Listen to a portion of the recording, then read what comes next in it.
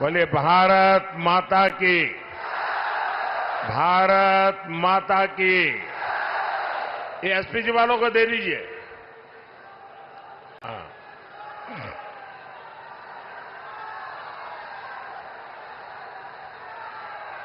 जय श्री राम, जय श्री राम। मैं आप सभी को अयोध्या में राम मंदिर के निर्माण की बहुत बहुत बधाई देता हूं।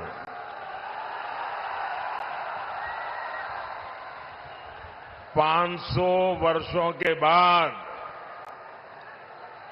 हमारा इंतजार समाप्त हुआ। 500 साल तक ये हमारे पूर्वज संघर्ष करते रहे, बलिदान देते रहे और कभी भी निराश नहीं हुए। हमारे पूर्वजों को पता था कभी न कोई बेटा पैदा होगा, कभी तो कोई बेटा पैदा होगा जो 500 साल के इंतजार को परिपूर्ण करके भगवान राम मंदिर। और साथियों, इंतजार सिर्फ राम जी का ही थोड़ा था, सीता मैया का भी तो था और हमारे मिथिला के भी तो था। हम अपने जीवन काल में ये शुभ समय देख रहे हैं। ये विश्वकर्मा भक्त आप नीचे रखो, पीछे लोग देख नहीं पाते। मैंने आपको देख लिया, सुखी रहो।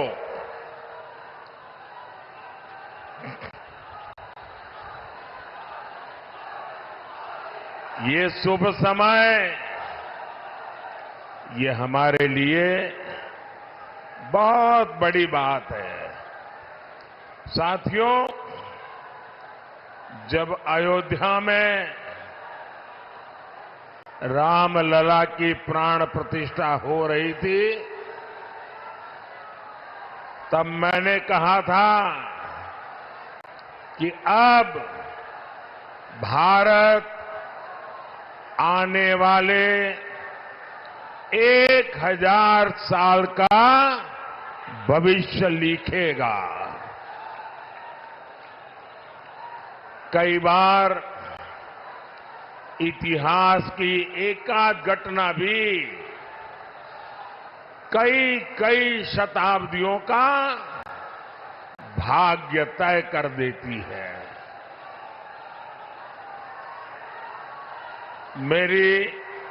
मेरी आप सबसे प्रार्थना है, देखिए जगह छोटी पड़ गई है, मैं जानता हूं आपको तकलीफ हो रही है।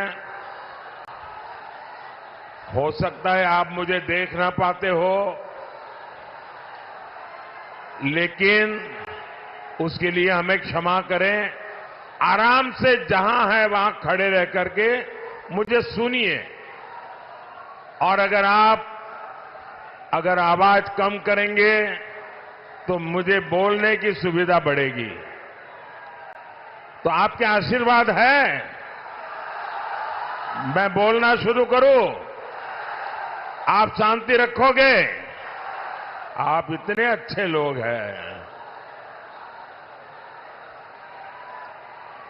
आज से 1000 साल पहले जब पश्चिम से भारत पर हमले होने शुरू हुए थे, तब किसी ने नहीं सोचा था कि भारत 1000 साल की गुलामी में गिर जाएगा।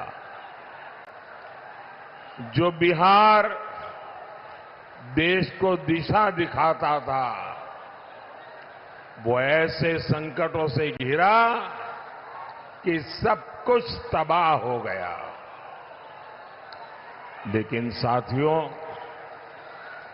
भारत के भाग्य ने आज एक बार फिर करवट ली है। बिहार के भाग्य ने एक बार फिर करवट ली है। 21वीं सदी में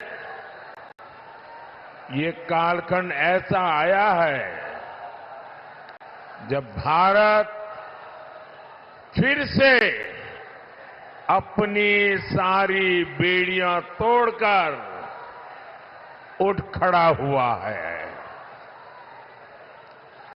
आज भारत की दुनिया में जो साख है ना, वो नई ऊंचाई पर है।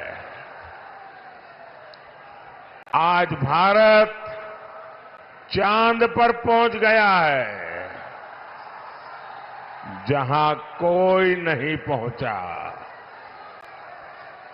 10 साल पहले हम दुनिया की 11वें नंबर की अर्थव्यवस्था थे। सिर्फ 10 साल में हम दुनिया की 5वें नंबर की अर्थव्यवस्था बन चुके हैं।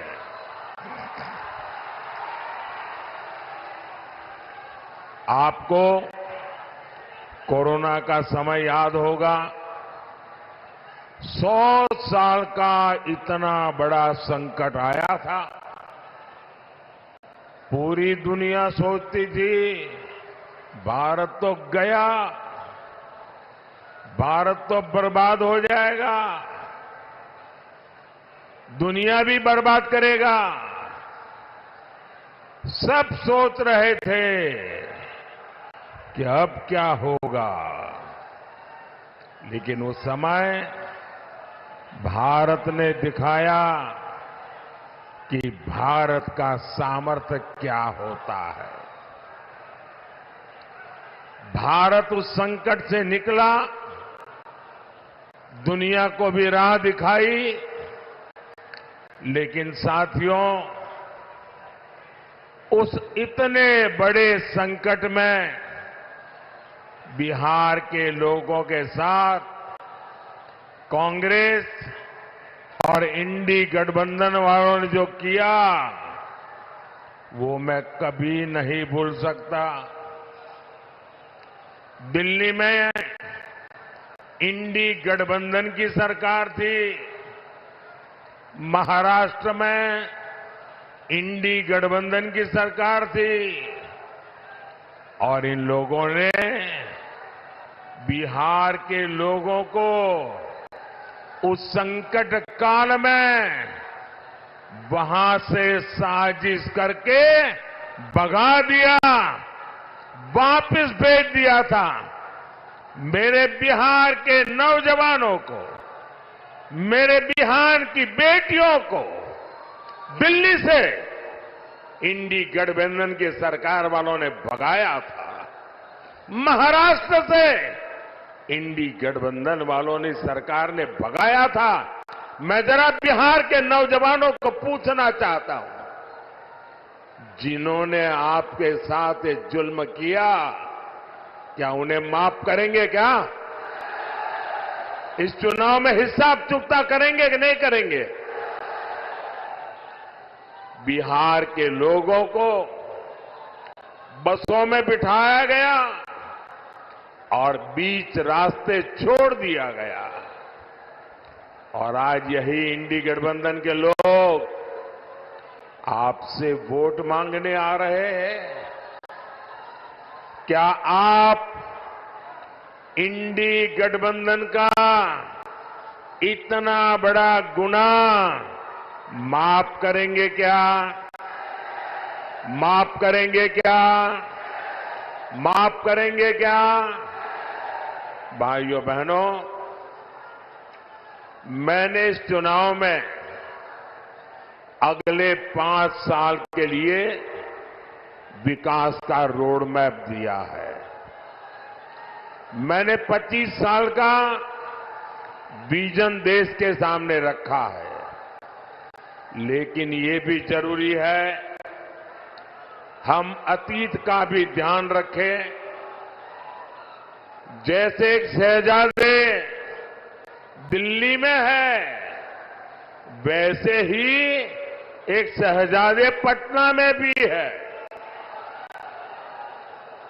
एक शहजादे ने बचपन से पूरे देश को और दूसरे शहजादे ने पूरे बिहार को अपनी जागीर समझा है। इन दोनों शहजादों के रिपोर्ट कार्ड एक जैसे ही हैं। इनके रिपोर्ट कार्ड में सिवाय घोटालों और बेलगाम कानून व्यवस्था के सिवाय कुछ भी नहीं है।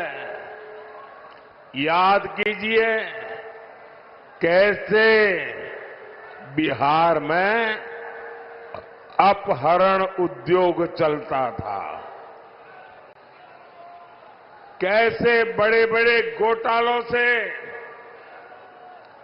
बिहार के खजाने को लूटा जाता था, कैसे शाम होते ही हमारी बहन बेटियां घर से निकलने में डरती थी, कैसे नौकरी देने के पहले जमीन लिखवा ली जाती थी।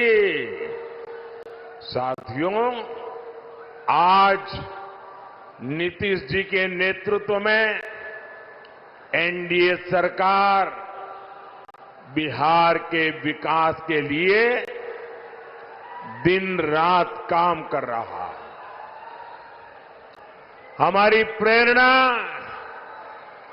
कर्पूरी ठाकुर है, जिन्हें कुछ समय पहले भारत रत्न देने का सौभाग्य हमें मिला है। पिछले 10 साल में बिहार में हमने 40 लाख गरीबों को पक्के घर दिए हैं, करीब 1.25 करोड़ गैस कनेक्शन दिए हैं। आज गरीबों को मुफ्त राशन, मुफ्त इलाज मिल रहा है। और अब मोदी ने ये भी तय किया है कि आपके परिवार में बिहार में कोई भी 70 साल की ऊपर के बुजुर्ग होंगे तो अब उनके संतानों को उनकी बीमारी में इलाज का खर्चा नहीं उठाना पड़ेगा। अब ये खर्चा दिल्ली में आपका ये बेटा उठाएगा।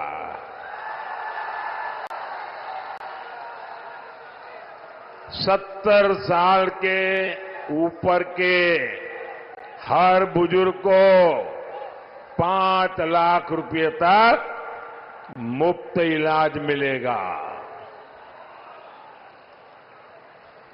मेरे बिहार के साथियों, मेरे दरभंगा के साथियों, मेरा एक काम करोगे? जरा हाथ ऊपर करके बताइए, करोगे? पक्का करोगे? देखिए, काम करना। जब आप इन दिनों गांव-गांव जाते होंगे, मोहल्ले में जाते होंगे, छोटी छोटी बस्तियों में जाते होंगे, अगर वहां पर कोई परिवार ऐसे आपके ध्यान में आ जाए जिनको अभी पक्का घर मिलना बाकी है, गैस का कनेक्शन मिलना बाकी है, नल से जल का कनेक्शन बाकी है, आयुष्मान का कार्ड नहीं पहुंचा है, तो उनको कह देना कि मोदी जी की गारंटी है 4 जून के बाद नई सरकार बनने के बाद हम 3 करोड़ नए घर बनाने वाले हैं। तो आप मेरी तरफ से उन सब परिवारों को गारंटी दे देना, मेरे लिए तो आप ही मोदी है। साथियों, दरभंगा का एयरपोर्ट हो, रेलवे स्टेशन हो, अमृत भारत ट्रेन हो, आधुनिक सड़कें हो, हर तरफ काम हो रहा है। दरभंगा एम्स की अड़चनों को भी दूर किया जा रहा है। साथियों, जब विकास की बुनियाद मजबूत होती है तभी उद्योग और रोजगार पैदा होते हैं।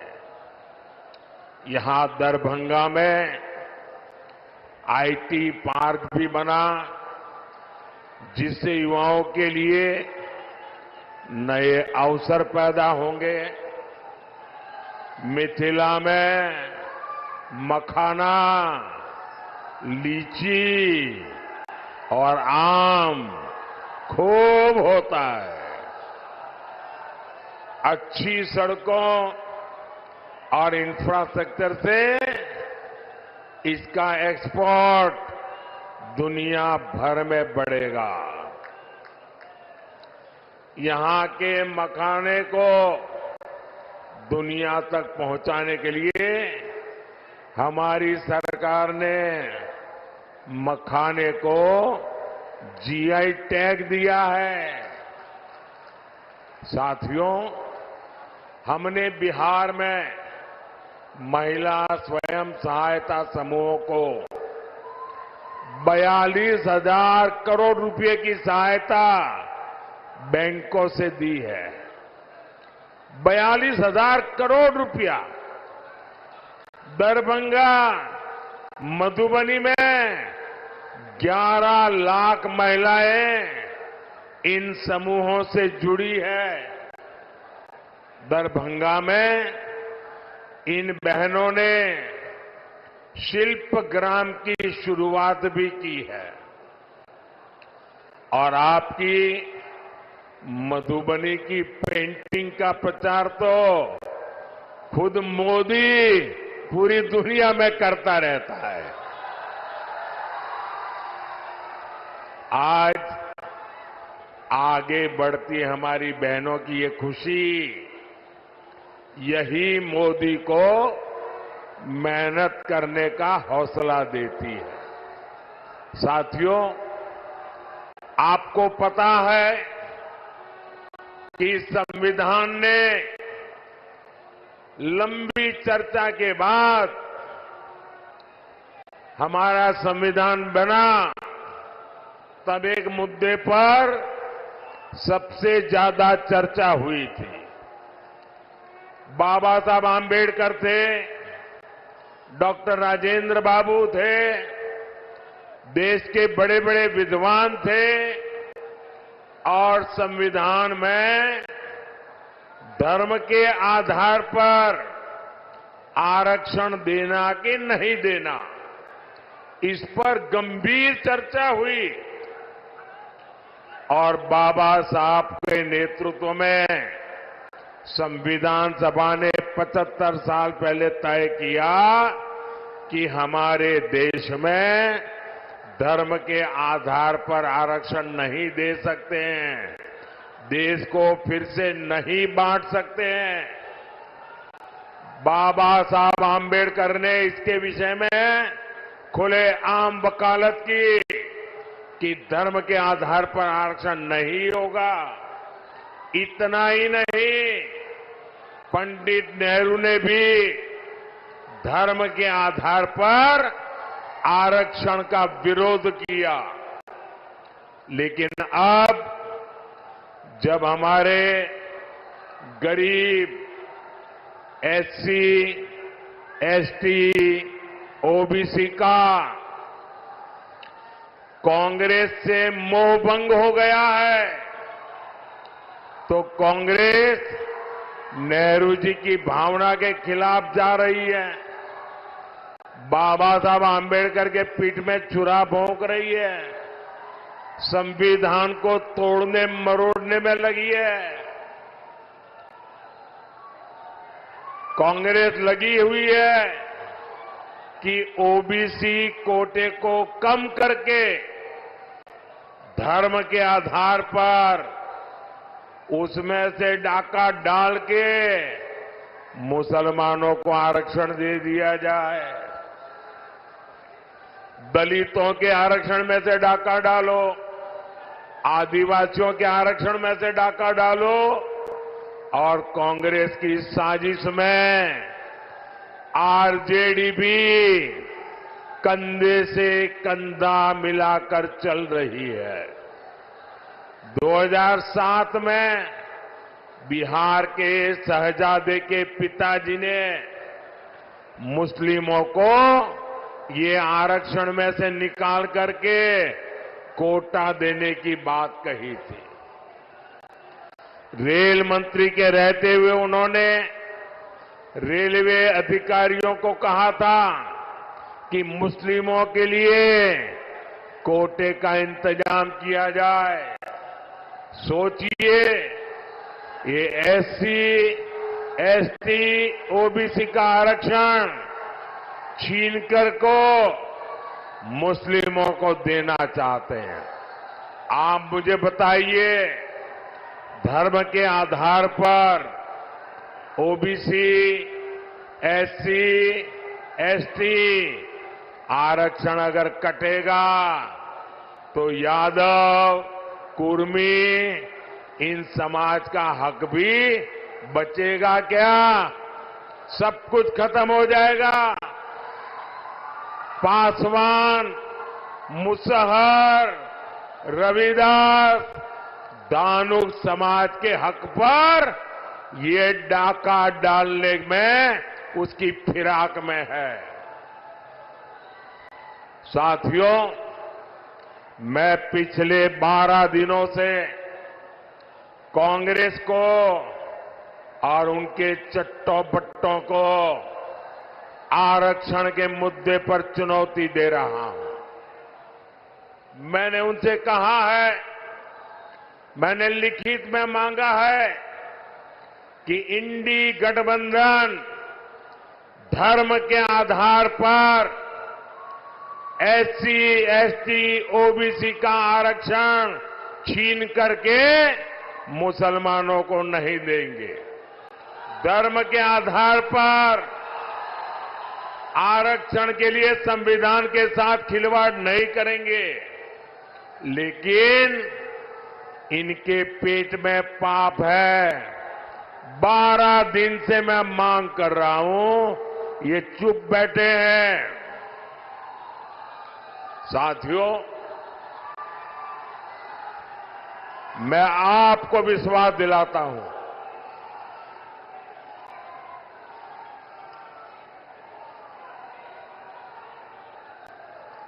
मैं आपको विश्वास दिलाता हूं, जब तक मोदी जिंदा है, जब तक मोदी जिंदा है, एससी, एसटी, ओबीसी के आरक्षण पर कभी भी मैं खिलवाड़ नहीं करने दूंगा। साथियों, मैंने जब से कांग्रेस, आरजेडी के इरादों को बेनकाब किया है, तो ये लोग बौखला गए हैं। अब आरजेडी ने ये गिनना शुरू कर दिया है कि सेना में कौन हिंदू है, कौन मुसलमान है, यही इनका असली चेहरा है। ये लोग समाज को बांटने के लिए, देश की एकता तोड़ने के लिए कुछ भी कर सकते हैं। मां भारती की रक्षा के लिए जो सीने पर गोली खाता है वो पहले भारतीय होता है। और ये आरजेडी के लोग उसे हिंदू मुसलमान की नजर से देखते हैं। मैं जरा हिंदू मुसलमान का बंटवारा करने वालों को पूछना चाहता हूं, क्या अब्दुल हमीद जी को हम इस शर्त इसलिए याद करते हैं क्योंकि वो मुसलमान थे? देश को इस दिशा में ले जाएंगे ये लोग। यही लोग सर्जिकल स्ट्राइक पर सवाल उठाते हैं, एयर स्ट्राइक पर सवाल उठाते हैं। यही लोग आर्मी चीफ को गाली देते हैं। आखिर किसको खुश करने के लिए किसके इशारे पर ये बोला जाता है? देश सब देख रहा है, जनता है, सब कुछ जानती है। देशवासी सब देख रहे हैं। साथियों, आरजेडी का इतिहास सामाजिक न्याय का मुखौटा लगाकर हमेशा तुष्टीकरण करने का रहा है। जब गोधरा में कार सेवकों को जिंदा जलाया गया था, तब रेल मंत्री ये शाहजादे के बेटे थे जो सजा काट रहे हैं और जमानत पे घूम रहे हैं। उन्होंने दोषियों को बचाने के लिए सुप्रीम कोर्ट के एक जज की कमेटी बनाई, बेन राजी कमेटी। सोनिया बेन का राज था ना, और इसलिए उन्होंने बेन राजी कमेटी बनाई थी। वो जज का नाम बेनर्जी था तो लोग बेन राजी बोलते थे। और उससे ऐसा रिपोर्ट लिखवाया कि 60 कार सेवकों को जलाने वाले निर्दोष छूट जाए। लेकिन ये रेल मंत्री जो अभी जेल में जिंदगी गुजारने के लिए मजबूर है, जमानत पे घूम रहे हैं, अदालत ने उनके इस रिपोर्ट को कूड़े कचरे में फेंक दिया और उन सबको सजा सुनाई। फांसी तक की सजा हो गई। पूरी दुनिया को पता था कि कार सेवकों को जिंदा जलाया गया था, लेकिन तब फर्जी जांच रिपोर्ट बनवाकर कार सेवकों पर ही दोष मढ़ने की साजिश रची गई थी। यही इनका इतिहास है, यही इनकी सच्चाई है। साथियों, हमें बिहार को लालटेन के दौर में वापिस नहीं जाने देना है। अभी आपको पता होगा, ये शहजादे दिल्ली वाले एक नई बात लेके आए हैं। आप मुझे बताइए भाइयों बहनों, हमारे परिवार में जो माता पिता होते हैं वो मेहनत करके कुछ न कुछ बचत करते हैं कि नहीं करते हैं? कुछ न कुछ बचाते हैं। उनके मन में रहता है कि एक छोटा सा घर बना दूं, बच्चों को काम आ जाएगा। एक छोटी सी गाड़ी ला दूं, बच्चों को काम आएगी। खेत खरीद के रखो, बच्चों को काम आएगा। हर मां बाप के मन में ये इच्छा रहती है कि वो अपने मरने के बाद बच्चों को कुछ न कुछ देकर के जाए। हर मां बाप की इच्छा रहती है। अब एक कांग्रेस ऐसा कानून बनाना चाहती है कि दिल्ली में उनकी सरकार बनेगी तो आपके मां बाप ने जो कमाया है वो अब आपको नहीं मिलेगा। आपके पिताजी अपना 10 एकड़ का खेत होगा तो आपको नहीं दे पाएंगे। 2 घर है तो नहीं दे पाएंगे। आधा ये इनकी सरकार छीन लेगी। 55% विरासत पर टैक्स लगाने का ये फतवा लेकर के आना चाहते हैं। क्या आपकी मेहनत की कमाई किसी सरकार को लूटने देंगे? किसी सरकार को लूटने देंगे? ये कांग्रेस वालों को लूटने देंगे? ये आरजेडी वालों को लूटने देंगे?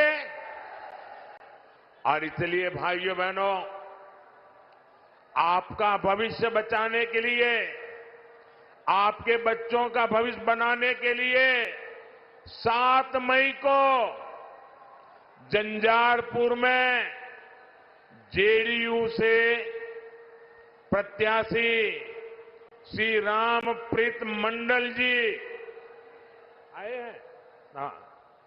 13 मई को दरभंगा में बीजेपी से श्री गोपाल ठाकुर जी और समस्तीपुर से एलजेपी की हमारी बेटी श्रीमती सांभवी चौधरी जी, पूरे हिंदुस्तान की सबसे छोटी उम्र की बेटी चुनाव लड़ रही है। आप सब आशीर्वाद दीजिए। ये हमारी बेटी तो जीतनी ही चाहिए।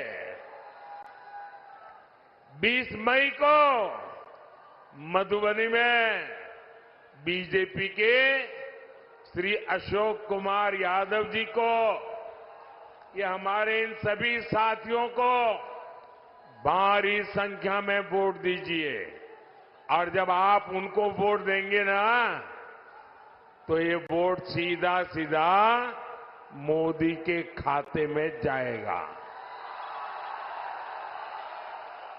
मोदी को मजबूती मिलेगी और मोदी मजबूती से आपकी 5 साल और सेवा करेगा।